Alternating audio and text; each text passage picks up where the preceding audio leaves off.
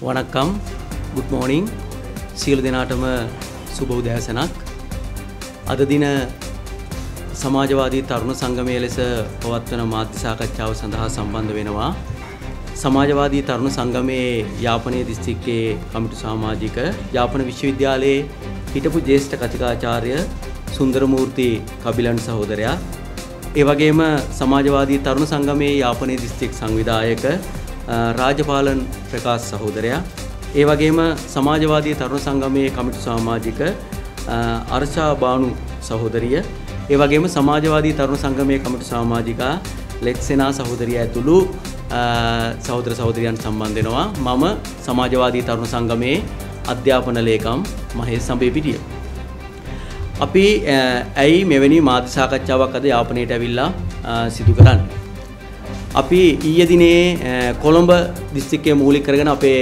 ජාතික සංවිධායක එරංග ගුණසේකර සහෝදරයා නියෝජ්‍ය මෙතුමා මැදිහත් වීමෙන් මේ සහෝදරත්වයේ දිනය පිළිබඳව පූර්ණ අදහසක් මාධ්‍ය වලට හදලා තියෙනවා මේ වෙනකොට 1998 ඉඳලා 2008 ඉඳලා අපි එක දිගට සමාජවාදී තරුණ සංගමය මේ සහෝදරත්වයේ රැගෙන සහෝදරත්වයේ ගොඩනැගීම වෙන ඉතාම දුෂ්කර මොහොතේ වැඩ කරපු තරුණ සංවිධානය.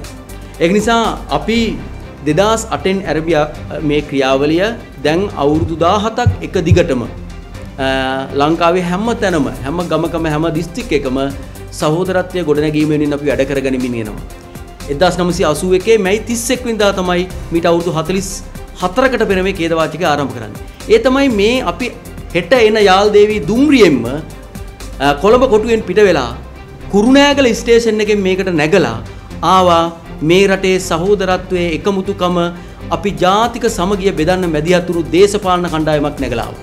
ඒ තමයි 1981 මැයි 31. ඒ තමයි අපි ප්‍රධාන වශයෙන්ම ගත්තොත් එහෙම කුරුණෑගල දිස්ත්‍රික්කයේ කෝච්චියට ගොඩ වුණා මේ ට්‍රේන් එකට ගොඩ වුණා කවුද? ගාමිණී ලොකුගේලා. ඒ වගේම ගත්තොත් එහෙම ගාමිණී දිසානායකලා, ගාමිණී ජයවික්‍රම පෙරේරලා, ඒ කියන්නේ සිරිල් මැතිවුලා, ක්‍රිස්ටන් පෙරේරලා වගේ කණ්ඩායම් එකතු වෙමින් යාපනයට වෛරයත් ක්‍රෝධයත් ඒ වගේම තමයි බෙදීමත් අරගෙන ආවා. ඒ ඇවිල්ලා තමයි 1981 මැයි 31 වෙනිදා යාපනයේ පුස්තකාලය ශ්‍රී ලංකාවේ දැනුම් ගබඩාවේ හදවත බඳු වූ ආසියාවේ දැවැන්තම දැනුම් ගබඩාව බවට පරිවර්තනය වෙලා තිබිච්ච යාපනයේ පුස්තකාලයට ගිහින්. එතකොට ඒ අරන් ආවේ වෛරය. ඒ දුම්රියෙන්ම අපි හෙට දිනයේ සහෝදරත්වයේ එකමුතුකම සෙනෙහස ආදරය රැගෙන අපි එනවා. අපි හැමෝම උතුරත් දකුණත් අපි සියලු දෙනා එකට එකතුණු නැවුම් රටක බලාපොරොත්තු සහිතව අපි වැඩ කරමින් ඉන්නවා. ඒක නිසා තමයි මේ සහෝදරත්වයේ දින අපි ඔයාලා හැමෝටම වැදගත් වෙන්නේ. 1981 මැයි 31 වෙනිදා යාපනයේ පුස්තකාලයට ගිනි දැබීමෙන් ආරම්භ වූ මේ ගමන මේ දේශපාලකයෝ අවසන් කරේ කොයින්ද? 1983 මහා දැවැන්ත කළු ජූලියකින්. උතුර ප්‍රධාන සංස්කෘතික වැඩසටහන තියෙන ශාලාවට අපි පැමිණිලා එතන ඉඳලා අපි සංස්කෘතික වැඩසටහන සහිතව වැඩසටහන කළා. හෙට දවසේ අපි වැඩසටහන අපි එතනින් අවසන් කරනවා. එතනින් අපි නතර වෙන්නේ නැහැ. 24 වෙනිදා එළෙව්තු දූපතට අපි යනවා. එළෙව්තු වසමට අපි යනවා. අන්න ඒකේ ඉන්න පවුල් 180ක් විතර වෙන ඉතා කුඩා ජන සංඛ්‍යාවක් ඉන්න පහසුකම් ඉතාම අඩු ජනතාව හම්බ වෙන අපි යනවා. අපි මේ සහෝදරත්වයේ දිනයට එන්න පෙර අපි එළව්තු දූපතට ගියා.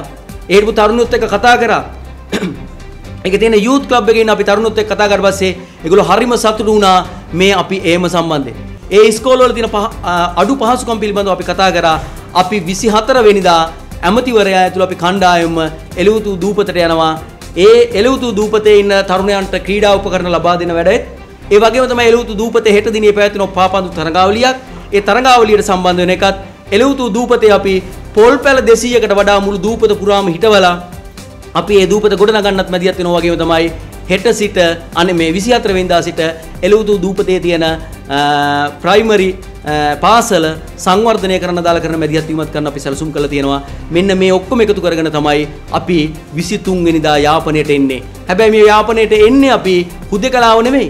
ලංකාව පුරා තියෙන දිස්ත්‍රික්කවල අපේ සහෝදර සහෝදරියෝ නගරවල ඇවිදලා බයික් පෙරට් ගිහිල්ලා ජනතාව එකතු කරගෙන ඒගොල්ලන්ගේ පොත්පත් එකතු කරගෙන සහෝදරත්වය එකතු කරගෙන සහෝදරත්වයේ කොඩිය අරගෙන තමයි යාපනයට එන්නේ.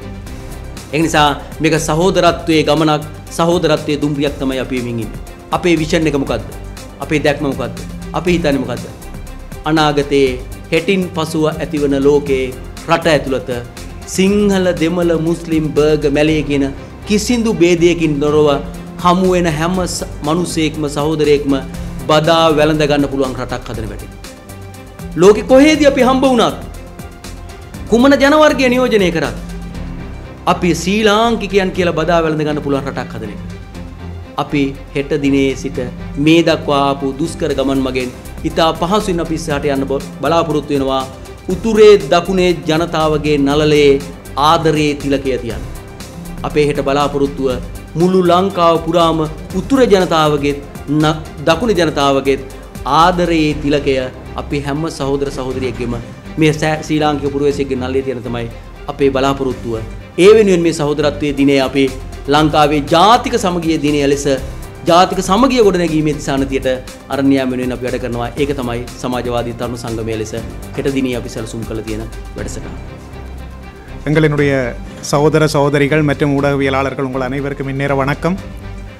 இந்த சந்திப்பானது நாளைய தினம் இடம்பெற இருக்கின்ற இந்த சகோதரத்துவ தினம் தொடர்பான ஒரு விளக்கம் அளிப்பாக அமைந்திருக்கின்றது.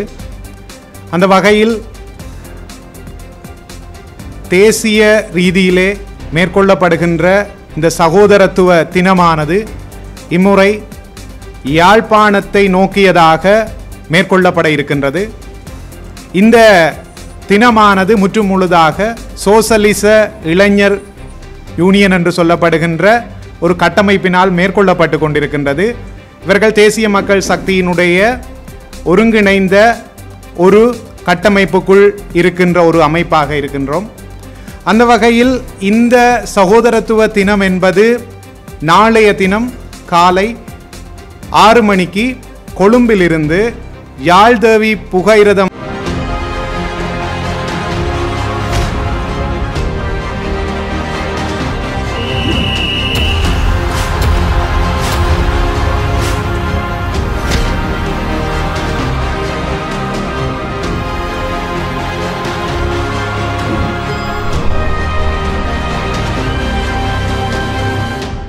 வழியாக எங்களினுடைய சகோதரர்கள் கொழும்பிலிருந்து புறப்பட்டு தொடர்ச்சியாக முக்கியமான புகையிரத நிலையங்கள் என்று சொல்லப்படுகின்ற குருநாகல், அனுராதபுரம், வவுனியா வழியாக யாழ்ப்பாணம் வரை தொடர்ந்து பயணித்து இந்த யாழ்ப்பாணம் புகையிரத நிலையத்தை வந்தடைந்து இங்கே யாழ்ப்பாணம் புகையிரத நிலையத்திலே புத்தகங்களை புகையிரத நிலைய நூல் நிலையத்துக்காக கையளித்து கொண்டு அந்த நிகழ்வு மாலை யாழ்ப்பாணத்தில் அமைந்திருக்கின்ற ட்ரிம்மர் மண்டபத்திலே எங்களினுடைய சகோதரர்கள் மற்றும் தென்னிலங்கையிலிருந்து வருகின்ற சகோதரர்கள் இணைந்ததாக இந்த தினமானது மேற்கொள்ளப்பட திட்டமிடப்பட்டிருக்கின்றது.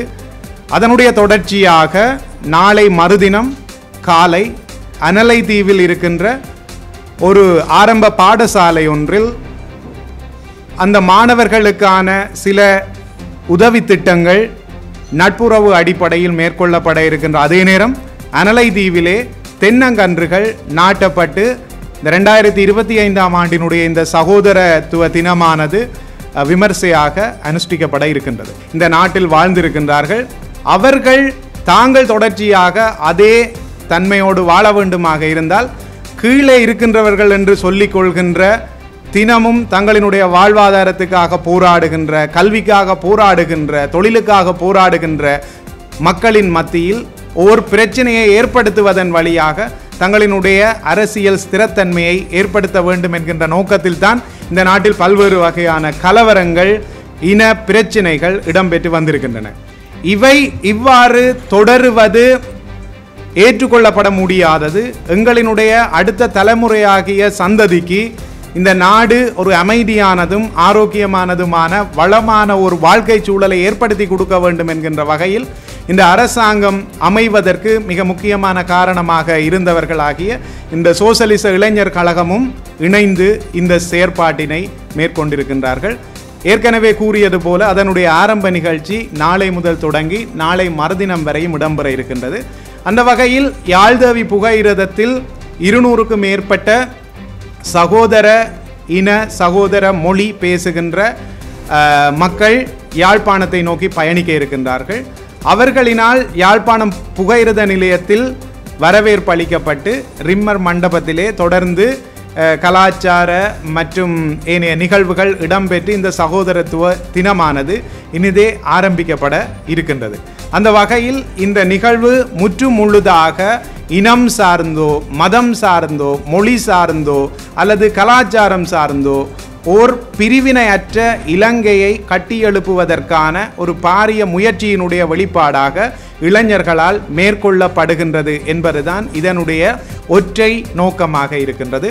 அந்த வகையில் இந்த நிகழ்வில் நாங்கள் கலந்து கொண்டு இனி இருக்க போகின்ற இந்த நாட்டில் எந்த விதமான முரண்பாடுகளும் இல்லாத ஒரு இளைஞர்களுக்கான நாடாக இது அமைய வேண்டும் என்கின்ற நோக்கத்தை நோக்கி நாங்கள் அனைவரும் பயணிக்க வேண்டும். அதற்கான ஒரு அடையாளமாக இந்த நிகழ்வை நாங்கள் கருதி அதில் அனைவரையும் பங்கு பெற்றுமாறும் வேண்டுகோள் விடுத்துக் கொள்கின்றோம். நன்றி. அப்போ இந்த சர்வதேச விசாரணைகளை நாங்கள் மழுங்கடிக்க வேண்டும் என்பதற்காக இது மேற்கொள்ளப்படுகின்றது என்று சொல்லி சொன்னால் இந்த ஆண்டு தான் அது முதலாக மேற்கொள்ளப்பட்டிருக்க வேண்டும். ஆனால் 2008ஆம் ஆண்டிலிருந்து இந்த சகோதரத்துவ தினமானது இங்கு கொண்டாடப்பட்டு கொண்டிருக்கின்றது. ஏற்கனவே ஒரு தடவை யாழ்ப்பாணத்தில் இதே நிகழ்வு இடம்பெற்றும் இருக்கின்றது. அதனுடைய தொடர்ச்சியாக இது உண்மையாக சோசலிச இளைஞர் கழகத்தினால் தான் இது மேற்கொள்ளப்பட்டு கொண்டிருக்கின்றது. ஆகவே இது அரசாங்கத்தில் இருந்தால் என்ன, அரசாங்கத்தில் இல்லையாக இருந்தால் என்ன, எங்களினுடைய நாட்டில் இன மத மொழி சார்ந்த வேறுபாடுகள் இருக்கக்கூடாது என்பதற்காக 2008 ஒவ்வொரு ஆண்டுகளும் செய்து கொண்டு வருகின்றோம். இதை தொடர்ச்சியாகவும் செய்வோம். ஆகவே இதில் எந்த விதமான ஒரு மாற்று கருத்தும் இல்லை, அவ்வாறான ஒரு செயற்திட்டமும் இதற்குள்ள இல்லை என்பதை தெளிவாக தெரியப்படுத்திக் கொள்ளும்.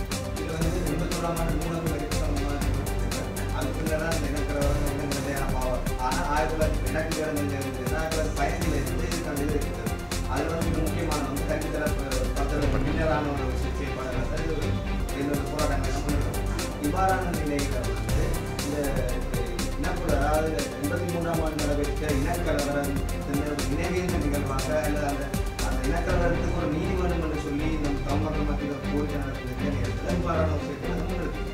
ஆனால் இந்த இதில் வந்து ஒரு நினைவேந்தலை செய்கிற விதமாகவோ அல்லது இதுக்கு வந்து இந்த கலவரத்துக்கு வந்து ஒரு நீதி கூட பொருள்களை கூடாது இதில் வந்து அவர் கல்யாண கோரிக்கைகள் அல்லது நிச்சயமாக இப்போ நீங்கள் கேட்ட மாதிரி நீண்ட காலமாக இந்த முரண்பாடுன்றது இருக்குது. தரப்படுத்தல் சட்டங்களில் இருந்து அதற்கு முன்னர் இருந்தும் இருக்குது. ஆனால் இந்த நூலகம் எரிக்கப்பட்டது வந்து 20ஆம் நூற்றாண்டினுடைய மிகப்பெரிய ஒரு அழிவாகத்தான் எல்லா இடத்துலையுமே அது பதிவு செய்யப்பட்டிருக்கின்றது. அது மிக பாரிய அளவிலான பிரச்சனைகளை ஏற்படுத்தி அதின் தொடர்ச்சியாக ஏற்படுத்தப்பட்ட 83ஆம் ஆண்டு கலவரம் மிக முக்கியமானது. அப்போ அதனுடைய நினைவுகளை ஒரு புறம் அனுஷ்டிக்கின்ற அதே நேரம் அதிலிருந்து நாங்கள் வெளியே வர வேண்டுமாக இருந்தால் அந்த ஒரு மறைமுகமான எண்ணங்களை ஏற்படுத்திய அந்த விடயத்தை நாங்கள் இனியும் ஏற்படுத்தக்கூடாதென்றால் அவ்வாறு பிரிந்திருக்கின்ற இனங்கள் மதங்களுக்கு இடையில் ஒரு ஒற்றுமையை ஏற்படுத்த வேண்டும் என்கின்ற திசையில்தான் இந்த செயற்பாடு பயணிக்கின்றது. அது ஏற்கனவே நாங்கள் கூறிய மாதிரி ஒரு குறிப்பிடப்பட்டவர்களால் தான் இது மேற்கொள்ளப்பட்டது. உண்மையில் உங்களுக்கு தெரியும், எங்களிடமும் மக்கள் கல்வி கேங்கிய நிலையில் இருக்கிறார்கள். உண்மையாக நாங்கள் தீவகத்தை தெரிவு செய்து இந்த முறை போவதற்கு காரணம் அங்கே நிறைய கல்வி சார்ந்த பிரச்சனைகளும் இருக்குது. இதே மாதிரி ஏனைய கிழக்கு மேற்கு தெற்கிலையும் மக்களுக்கு பிரச்சனைகள் இருக்குதுண்டா. அப்போ மக்களுக்கு பிரச்சனைகள் இருக்கிறது. அந்த பிரச்சனையை ஒரு சிலர் மட்டும்தான் திரிவுபடுத்தி தங்களோட அரசியலுக்காக பயன்படுத்தினவை. அதனால் என்ன நடந்துட்டுது என்று சொல்லி சொன்னால், இந்த மக்கள் என்று சொல்லப்படுறவர்கள் இதை நம்பிக்கொண்டு இதுதான் பிரச்சனை என்று நினைச்சு கொண்டிருக்கணும். அவர்களுக்கு ஒரு தெளிவுபடுத்தலை கொடுக்க வேண்டும் என்றால் யாழ்ப்பாணத்துக்கு அவர்களை நாங்கள் அழைச்சி கொண்டு வந்து அனலதீவு மாதிரி இடங்களையும் கொண்டே காட்டுறதனூடாக நீங்கள் எதிர்பார்ப்பது மாதிரியான நிலையில் உண்மையாக மக்கள் இல்லை. அது சிலர் தான் அப்படி இருக்கணும். பலருக்கு உங்களுக்கு இருக்கின்ற அதே பிரச்சனை இருக்குது, அதை விடவும் அதிகமான பிரச்சனை இருக்குது. ஆகவே இந்த நிகழ்வு வந்து ஒரு நினைவுபடுத்தலுக்கு எதிரான நிகழ்வாக இருக்க போறதில்லை. இன்னொரு திசையில் இது மாதிரியான செயல் எதிர்காலங்களில் இடம்பெறக்கூடாது என்பதனை வலியுறுத்துகின்ற ஒருங்கிணைக்கின்ற நிகழ்வாக மட்டும்தான் இது இருக்கும். நிச்சயமாக இது தேசிய மக்கள் சக்தியினுடைய ஒரு மிக பிரதானமான கட்டமைப்பாக இருக்கக்கூடிய சோசலிச இளைஞர் கழகத்தினால் மேற்கொள்ளப்பட்டு கொண்டிருக்கின்றது. அந்த வகையில் இந்த நிகழ்வின் வழியாகவும் அரசாங்கத்துக்கான ஒரு அழுத்தம் வந்து கொடுக்கப்படும். நிச்சயமாக இது வந்து விசாரிக்கப்பட வேணும் என்று சில விடயங்கள் ஏற்கனவே விசாரிக்கப்பட்ட விடயங்களும் தான். அவை தொடர்பாக நிச்சயமாக தண்டனை வழங்குவதற்கான செயற்பாடுகளை அரசாங்கம் மேற்கொள்ளும் என்றதை நாங்கள் நம்புகிறோம். இந்த சோசலிச இளைஞர் கழகமாக என்பிபி அரசாங்கத்தினுடைய ஒரு பகுதியாக மிக முக்கியமாக இருக்கிற வகையில் இதை செய்கிறதுக்கான அழுத்தங்கள் நிச்சயமாக பெரியவர்கள்.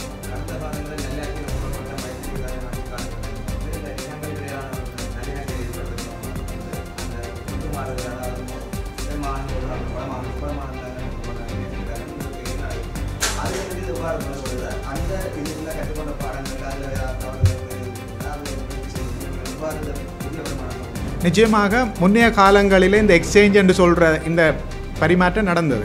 ஆனால் அது பாரிய அளவில் தெரியல. அது ஒரு குறிப்பிடப்பட்ட சில வேளைகளில் இளைஞர் சேவை மன்றங்களுக்குள்ளால் மட்டும் அங்கே இருக்கிற மெம்பர்ஸை இங்கே கொண்டு வரது, இங்கே இருக்கிற மெம்பர்ஸை அங்கே கொண்டு போனது. அது ஒரு பராதீனப்படுத்தப்பட்ட ஒரு பாரிய அளவிலான விழிப்புணர்வை ஏற்படுத்துகிற மாதிரியானதாக இருக்கையில்.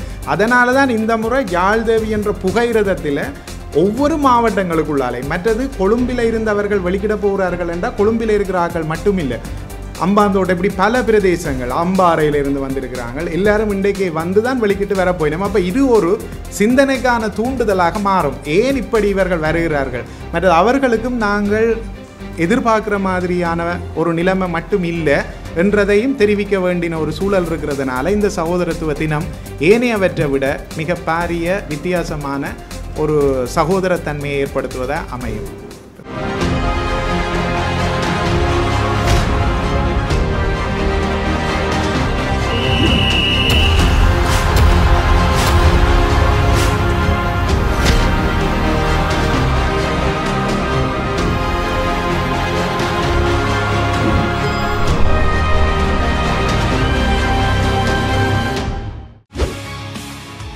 செய்திகளை உடனுக்குடன் தெரிந்து கொள்ள உடனே சப்ஸ்கிரைப் பண்ணுங்க.